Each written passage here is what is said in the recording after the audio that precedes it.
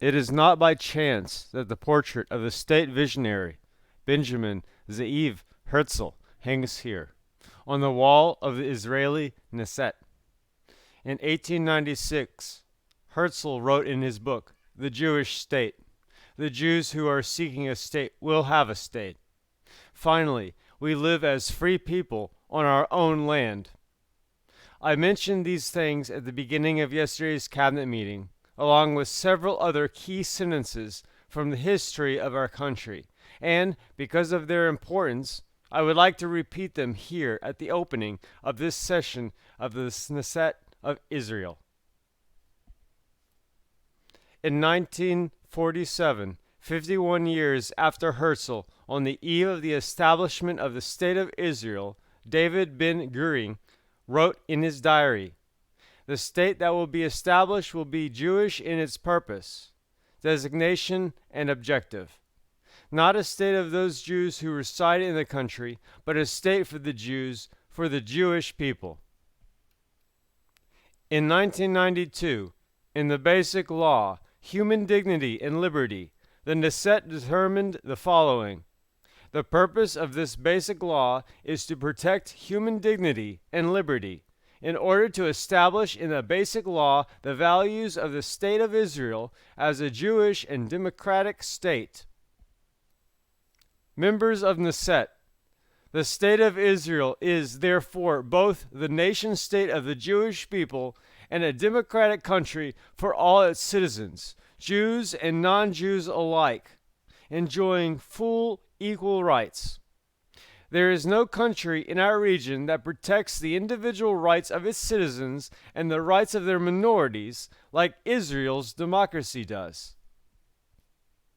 The Zionist movement established an exemplary democracy and established an exemplary nation state, a country that balances the national needs of our people with the individual rights of each and every one of Israel's citizens. There is no other democracy in the Middle East, and there is no other Jewish state in the world. The combination of these two values, a Jewish state and a democratic state, expresses the foundation of our existence and the essence of the State of Israel. I will expand on this point later on. My fellow members of Knesset, during the Knesset winter session, we will continue dealing with the great tasks of the State of Israel faces. We intend to pass a second 2-year budget in the State of Israel. We succeeded in returning the economy to the path of growth and stability.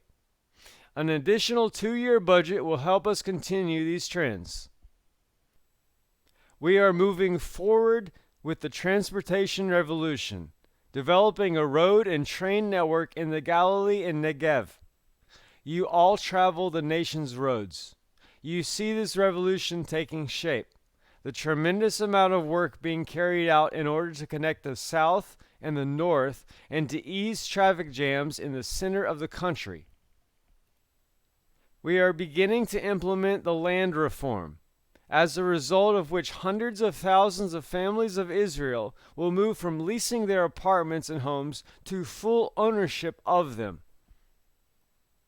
We will continue to advance legislation regarding the planning and construction reform in order to finally alleviate the bureaucratic complications that hinder the increase in the supply of land and which provide a constant incentive to practice nepotism and corruption. The land reform, the planning and construction reform, and the work being carried out in transportation will provide additional growth of between 1 and 2% per year, and I believe even more, to the GDP. This means that we will have the resources to invest in the national needs that rightly interest the members of this House, especially two needs: security and education. We are launching a program to rehabilitate education, including higher education, in Israel. Higher education in Israel is in a desperate need of resources. Within 6 years, we will add 7.5 billion Israeli shekels to higher education. This year, we will establish 4 centers of excellence at the universities out of the eventual 30 that will be established over the next several years. These centers will gather together the most brilliant minds in Israel and abroad. We are dealing with what is called a returning and nurturing minds in the field of the future. 4 in particular that we have decided to focus on: finding fuel alternatives, the computer and cyber world, brain research, and unlocking the genetic code in order to cure diseases. We are beginning to adapt the elementary education system to the 21st century. In the next 2 years, teleprocessing systems will be introduced into 900 elementary schools in the north and south, with an overall investment of 420 million Israeli shekels. We are not only teaching excellence, but also Zionism. We are beginning the project to restore 150 heritage sites. We have already begun work on historic sites in Jerusalem, Tel Aviv, and on kibbutzim, including at the cemetery near the Knesset, where the poets Rachel and Naomi Shemer are buried, and in the auditorium where the Declaration of Independence was presented on Rothschild Boulevard in Tel Aviv. I will visit these 2 places in the next week. All Israeli children should visit them. As always, knowing our past is the key to our future. However, there is a need to deal with the pressing problems of the present as well. During the winter session, we will begin erecting the land obstacle in the south to prevent the massive infiltration of illegal job seekers, something that threatens our character and identity of the State of Israel. This is a necessary step to preventing the country from being flooded by parties that undermine our economy, as well as the unique structure we have built here.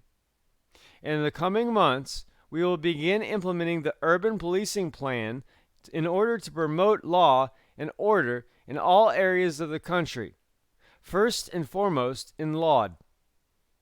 Last week, I visited Lod. I heard the Jewish and the Arab residents beg for protection from crime families and from violence. They want to send their children to school without fear. They want to go in the evening without fear for their lives. They're right. Every Israeli citizen, Jew and non-Jew, deserves to enjoy personal safety. Soon the government will hold a special meeting in Lod. We already decided to set up a web of cameras there and make a pilot in the city without violence project. We did these 2 things in nearby Ramla, and vandalism and violence was reduced by approximately 50%. At the same time, we will begin investing in developing infrastructure in the non-Jewish sector, investing an overall amount of 800 million shekels. We will invest an additional 250 million shekels in order to create special programs encouraging the non-Jewish sector to acquire higher educations. As we promised, we are making significant changes to the economy, society, infrastructure, education, and domestic safety.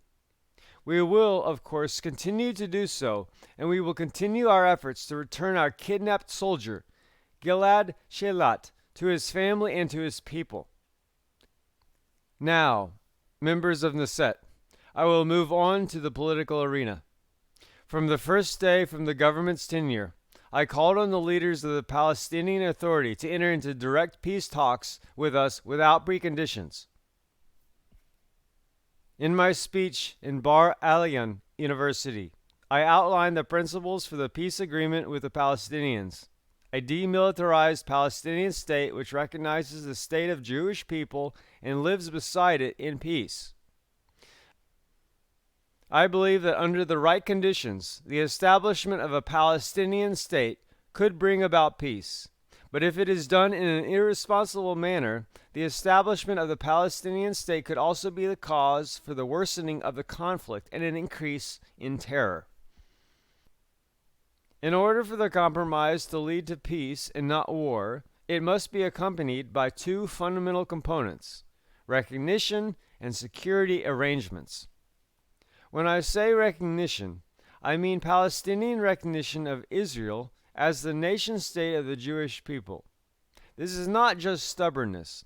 This is the root of the conflict and therefore a central foundation for resolving it. For 100 years, the Palestinians have taught entire generations to believe that there is no Jewish people and that this land is their homeland alone. The refusal to recognize the rights of the Jewish people and its historical connection to its land is the root of the conflict, and without dealing with that, there will be no end to the conflict. As to security, any peace agreement between the Palestinians and us must be based on strong security arrangements in the field. We left Lebanon and Gaza without such security arrangements, and we suffered thousands of rockets fired at Negev and the Galilee. I am not willing to make do with peace on paper. The citizens of Israel are also not willing to make do with that. United Nations Security Council Resolution 1701 from the end of the Second Lebanon War, withdrawal from the Philadelphia route after the disengagement, the positioning of international forces in the north and south, none of these things have prevented the firing of thousands of missiles at Israel and the smuggling of tens of thousands of additional missiles by Iran into hostile territory surrounding us. I will not allow Iranian missiles to be positioned 500 meters from Kfar Saba or scant kilometers from Ben-Gurion airport. We live in a small country, very small. Our small dimensions pose existential security problems, problems that are unique to Israel. We must not take these security problems too lightly, and we must not allow ourselves to be tempted by the illusion that a peace agreement in and of itself will resolve them. We once had peaceful, normal relations which included exchanges of delegations, contact between leaders, trade relations, especially of petroleum, with an important country. That country is called Iran. We also had wonderful, friendly relations with another country, with military cooperation, with full diplomatic relations, with visits by head of state, with 400,000 Israeli visitors to that country. That country is called Turkey. I still think we can rehabilitate and restore those relations, which have deteriorated against our will. Things have changed in Iran, and unfortunately in other places as well, almost overnight, and no one can promise us that, despite our desire, a similar thing won't happen after the establishment of a peace agreement with the Palestinians. Therefore, we must insist on strong security arrangements in the field, with determination and without fear, in order to establish a peace that will be upheld in practice, and also in order to defend our existence in the unfortunate but possible case that that peace is violated.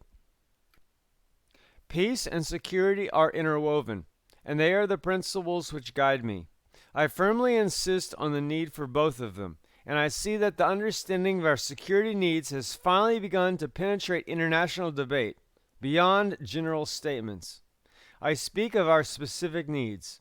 I believe, members of Knesset, that if we stand together on this front, united around those principles, I am convinced it will help us achieve a peace agreement. I believe that the unity surrounding these principles, which are so basic, so important, and so real, can greatly advance our ability to achieve a peace agreement. Although the Palestinians did not answer my call to begin direct negotiations for over a year, we took action. We removed hundreds of roadblocks and checkpoints. We encouraged impressive growth in the Palestinian economy, impressive by any standards, especially given the fact that at the same time, the entire world was mired in a recession and economic crisis. As you know, we also suspended new construction in the Jewish settlements for 10 months. We did so with a heavy heart. We knew that this step would weigh heavily on our brothers and sisters, good and loyal Israeli citizens, taxpayers, participants in the reserves, law-abiding citizens. As the United States Secretary of State Hillary Clinton stated, it was an unprecedented move that no other government in Israel has taken before. But we said we would do it, and we did it. We enforced the moratorium with determination and without compromise for 10 months. Unfortunately, the Palestinians wasted those 10 months as well. Now they demand we continue the moratorium as a condition to continuing the talks. I hope they are not doing so to avoid making the real decisions necessary for a peace agreement, because they too will have to make very difficult decisions. I don't belittle that. I know what kind of decisions we will have to make, but I also know what kind of decisions they will have to make. The only way to reach a peace agreement is to try, though direct talks, to bridge the gaps and make decisions. However, as Prime Minister of Israel, I am committed and want to advance towards an agreement, one that will bring an end to the conflict and achieve peace between us and our Palestinian neighbors. I know, members of Knesset, that one can argue a great deal as to the path of achieving peace, but there is no argument that we will not achieve peace if we do not try. During the past several weeks, I have explored every path to ensuring the continuation of the talks. I asked myself, what could convince the government and more, the citizens of Israel, that the Palestinians are truly ready to live with us in peace? What would show to us that there has been a genuine change in the Palestinian side, something that would demonstrate to us, the majority of the public, that they are not the only ones demanding concessions by Israel, not only issuing dictates, but they are also ready to make meaningful steps towards us? There is one thing. I transmitted the message through quiet channels during the past month, and I am saying it now here, publicly.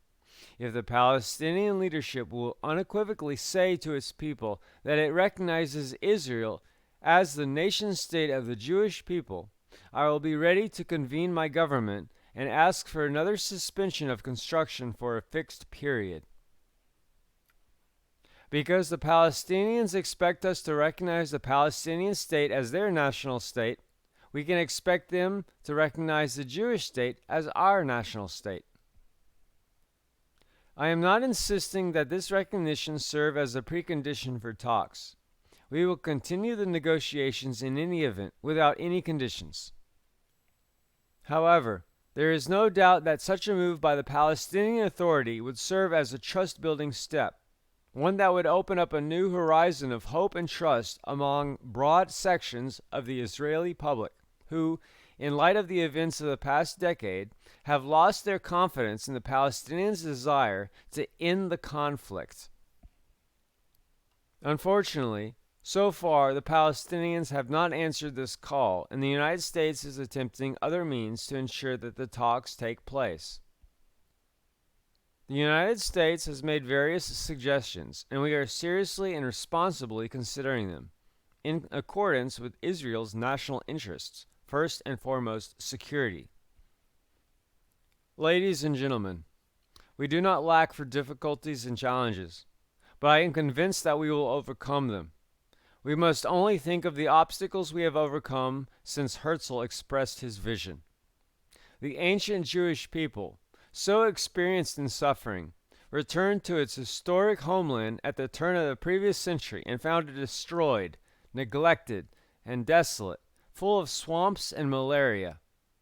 For over 100 years, we built it through sweat and blood, and we established a magnificent country. Those reverberating words of the Declaration of Independence, read by David Ben-Gurion, sure touched our soul today. We hereby declare the establishment of the Jewish state in the land of Israel to be known as the State of Israel. This is a secret to our national existence, and the recognition of this has always been and will always be the true foundation for peace.